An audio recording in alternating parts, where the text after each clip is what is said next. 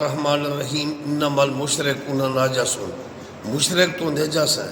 اس لیے اللہ کے پیارے محبوب خاتم النبیین صلی اللہ علیہ وآلہ وسلم نے فرمایا ولدت من نکاح ولا من سفاح، میں نکاح کے ساتھ آیا، پاک طریقہ سے آیا۔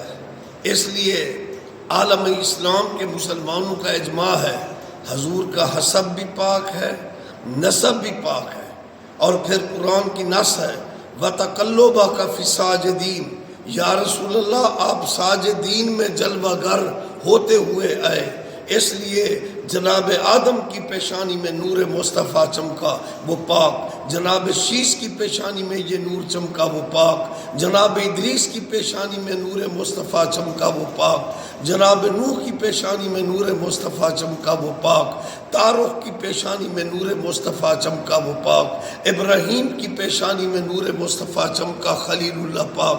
حضرت اسماعیل کی پیشانی میں نور مصطفیٰ چمکا، سبحان اللہ وہ پاک ہے۔ حضرت مناف کی پیشانی میں نور مصطفیٰ چمکا، وہ پاک ہے۔ حضرت ہاشم کی پیشانی میں یہ نور چمکا، وہ پاک ہے۔ حضرت عبد المطلب کی پیشانی میں نور چمکا، وہ پاک ہے۔ حضرت عبداللہ کی پیشانی میں وہ نور چمکا، وہ پاک ہے۔ حضرت آمنہ کے بطن میں وہ نور چمکا اور اظہار ہوا، رسول اللہ پاک ہیں۔ اور اس لیے بعض یہود و نصارہ کے ایجنٹ ملان جو حضور کے آباء و اجداد کو نعوذ باللہ مشرک کہتے ہیں، در حقیقت لعنت کے مستحق ہیں۔ عالم اسلام کے علماء اور اجماع امت ہے کہ رسول اللہ کا حسب نسب پاک ہے۔